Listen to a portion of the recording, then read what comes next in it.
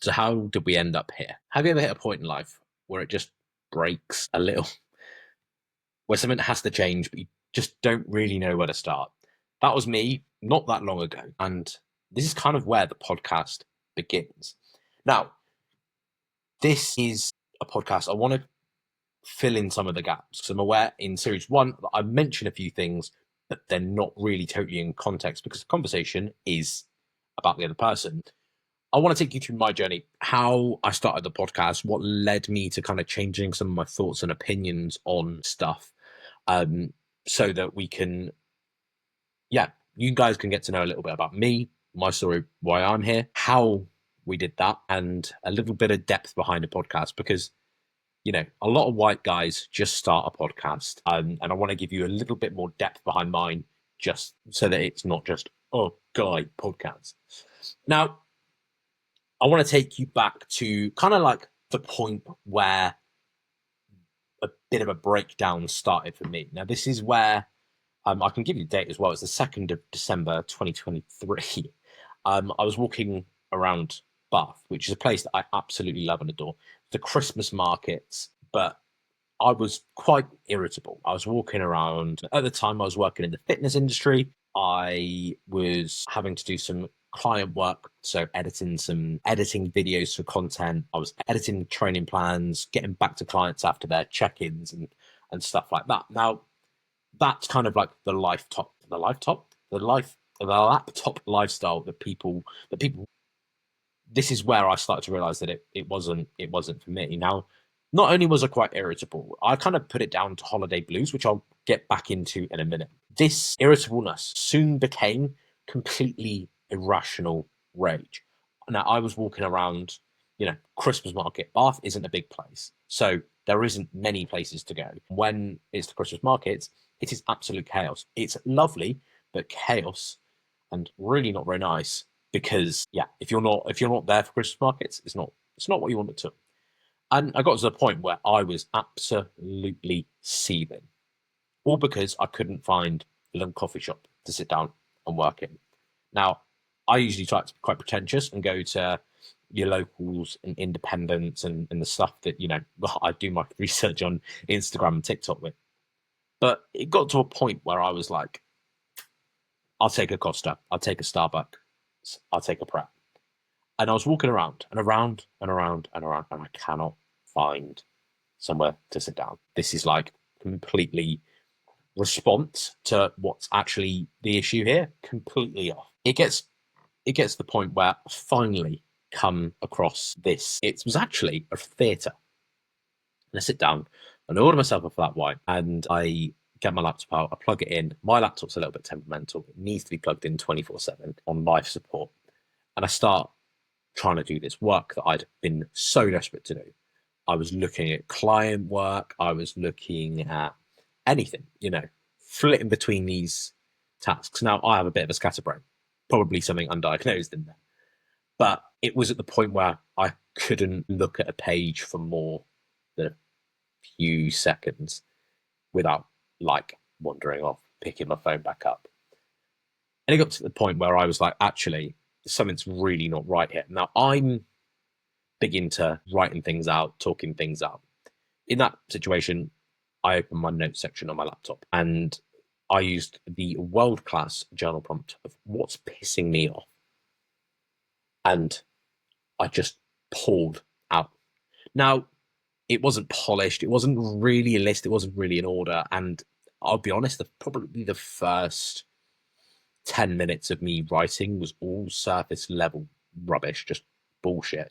Stuff that didn't matter, like I'm calm, it's busy, this and the other. But then once I'd kind of cut through that surface level rubbish, I actually got to the crux of it. I got to what was real.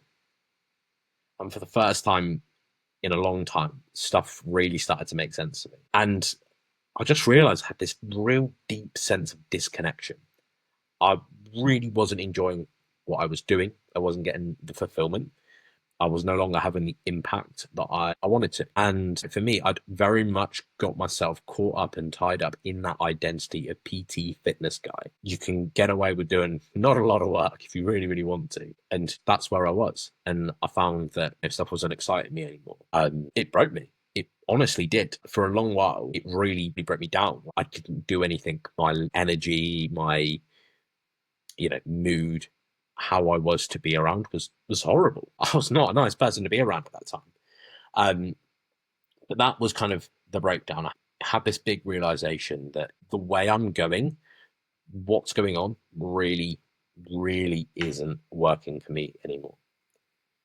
Now, a few weeks before that, in hindsight, this whole incident in the cafe was something I'd been ignoring for a while. In hindsight, wonderful thing, right? A few weeks before that, I had the most life changing, mind altering trip to Dubai. Now, Dubai, some people have their opinions, but it's somewhere that I love. And I felt very at home.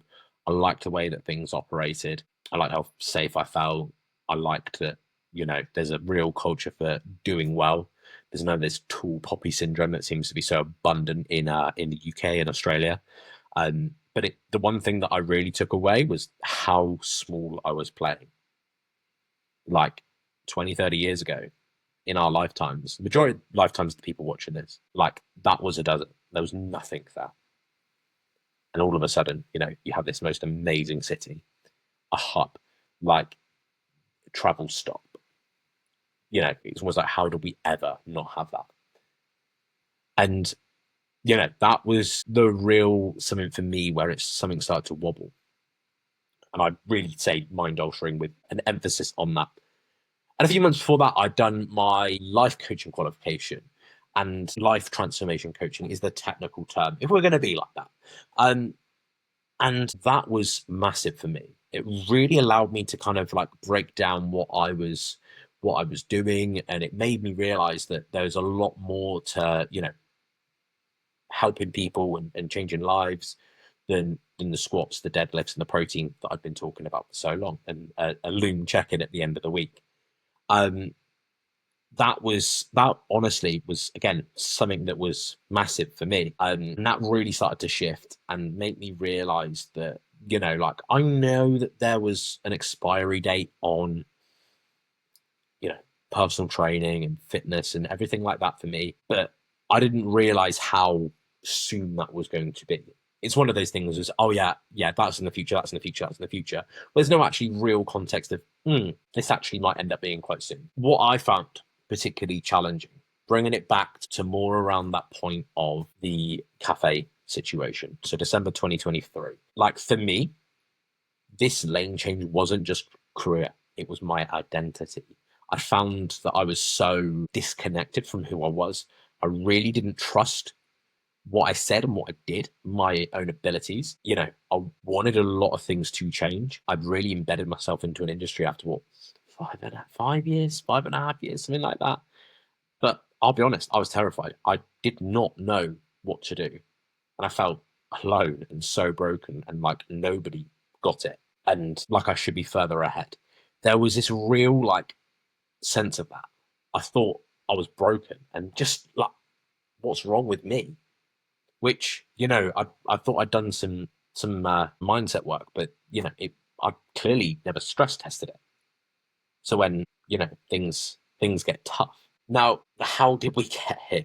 At that moment, I felt so alone. I'd done, I would listen to many a self-development book or podcast or be in those conversations. But what I kind of realized is that actually for where I was at, that wasn't particularly helping me at that point in time. But it also, like, you cannot have the highs without the lows, the wins without the losses, the breakthroughs without the setbacks. And I realized that I'd kind of acclimatized myself in literally everywhere. I was having, everyone else was on such a high. Now that's an easy thing to get stuck into with social media. But what about those ugly bits? What about the grubby, horrible sides? What about going into the trenches and actually really looking in the mirror, who am I? What do I really want? Not what should I think I want?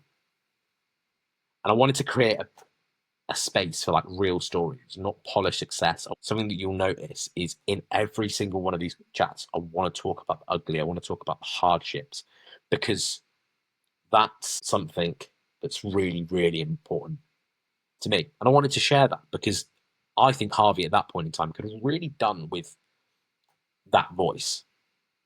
Now, if I was to do it again and have that realization, I would definitely do it differently. But I'm so grateful that that did happen, because it allows me to create that opportunity. There's a high likelihood that if I think like that, if I was in those situations, there's a lot of other people who are going to be in the same situation. You're going to be wanting to change through the lanes of life. You don't quite know how to get there. It's not about me showing you how to do it. It's about understanding that actually this is hard. Sometimes you really do need to sit in a level of discomfort and a situation that it isn't pleasant. And, everything for me used to be quick, quick, quick, quick, quick, quick, quick. How quickly can I get from A to B? The first opportunity or chance, have to go for it. When sometimes it's actually better to wait, turn things down, take time over your decisions. Now, the way I kind of play this in my head is chess, not checkers. Checkers is a game about getting from one side of the board to the other, whereas chess is very much about slow, methodical, 3 moves time. How can I set up something down the line? Now, for me, like, I'd never done that. And it's what I'm obsessed with now. I'm looking at things that are coming up in my life right here, right now, and I'm like, how can I build out some opportunities here? Now, so I've had this idea for the pod. I had this idea kind of moving forward. I didn't really know what to do with it. And right here, right now, it is just a passion project. Could it go somewhere? Potentially. But I want to dig into why I was like, podcast is a brilliant place to start. Now, like I said before, I love podcasts. I listen to many a podcast, and it's something I really enjoy. I used to be very obsessed with the personal development side and business and the do this, the do that, the very cutting edge of trends. Now, I'm very much like, well, I want to put stuff on where it's about, having a connection with your mates, digging into stuff that, actually is going to help me, getting to, hear different opinions and voices. But why did I actually start? Why did it not have to be a podcast? But why was it? That's a great way to put it. Yeah, why a podcast? Like, I feel this adds like another layer, and it sounds spiteful. It's really not. It's me trying to prove. It's me challenging myself. Let me get into it. So after moving away, it took me probably about 6 months to move away from the fitness side of things. No longer PPT and still working in the fitness industry in a management position. But a few months into that journey, let's say, because everything's a journey these days, I get approached by a recruiter. Now, episode 8 is with a recruiter, the lovely Felicity. But I got approached by a guy on LinkedIn, and he sent in my DMs. And I read it, and I'm like, is this legit? Like anything, gonna sit on it for a few days. And I'm like, oh, hang on, this actually does look quite interesting. I looked into the role, I looked into everything. I'm like, oh, this is quite interesting. It's in it with a big, exciting company that does really cool things. What I really liked was the first round interview was very much like talk to camera. In case you haven't guessed, I kind of like that. So I spoke to camera and had that conversation, answered the questions that come up. It was really, really, really good. Flip through, and then congratulations, you're through to the second round. Presentation, again, brilliant. I love talking, I love presenting. So it was amazing. Now, this interview for me was 2 hours away. It's in Manchester. So, make the trip up there. Luckily, already had the day booked as annual leave. Trundle on up to Manchester, rock up and do my presentation. I wasn't 100% happy with how it went. I talk about this with Felicity. Getting to a position where my just being happy with performance is that success metric is really important. I wasn't 100% happy, and I was like, maybe I could have done a bit better here and there. Fed that back to the recruiter and carried on. Now, a few days later, I get a phone call from a WhatsApp call from an unknown number, and it was the hiring manager. And something that he said on the phone to me was, "This is the most positive no that you'll ever get." Now, given the delay, I'd kind of been like, I probably haven't got this wrong. Um, and the feedback that he gave me was just that, you over talked, you didn't make your points clearly, and you didn't hold the space, given it was a sales role, which is really important. I ended up diluting my points. I ended up coming across as quite nervous, and yeah, it hit hard, but it was so true. And I had to deal with that situation of, a 10 grand pay rise, a 7K bonus that was on the table, which was, it's a new market, it's a sales role. Probably going to get it, especially in your first year. And then a company car as well. All things I'm like, yeah, do you know what? I'll take those. And I realized that I needed to learn to speak better, which is weird. It's a weird thing to say. Not just to talk, but to let a point land. Be more concise, be more structured with what you say. Now, again, this is an ongoing thing. Am I sitting here saying that this is the most amazing podcast ever, straight off the bat? No, I'm not, by a long way. But it's an opportunity for me to get better, to show that, not only to myself, but to listeners. If they care, they might not. They might just enjoy me having conversations with people. And I want to grow in public. I wanted to grow in public and really prove that to myself. Now, this isn't like spiteful. Like, you didn't give it to me, now watch me. That's really not my vibe. This is very much like I'm gonna take that off the bat. And this will be series 1 will be 10 episodes. And I've also done some public speaking as well. 2 things that I love. I absolutely adore doing it. And yeah, this is, I want to get better at it. Why wouldn't I? Hey? Now, moving on. Who is this podcast for? It's for people who feel stuck, burnt out, lost. People who want to change, but it might feel pretty hard. Maybe you're scared to leave that job, the relationship, and the life that you've built. But deep down, do you know that something's not right anymore? It's not serving you on that deeper level. Then if that sounds like you're in a good place. I've said before, this isn't a guidebook. It's not a highlight reel either. It's a mirror and a permission slip. Permission to question, permission to change, permission to breathe and slow down. That's a whole other thing, but we'll get to on another day. What can you expect? Now, the way I want to operate this podcast, this is very much from what I've learned about myself and how I want things to operate. It's going to be series based, a bit of a Netflix style pump and dump. So I can pick it up on my end and put it down and reduce burnout, knowing that I've got a busy couple of months coming up. Maybe I'm starting something new, something else is going on. My attention is required elsewhere, which has happened. And I've had to pick it up and put this down.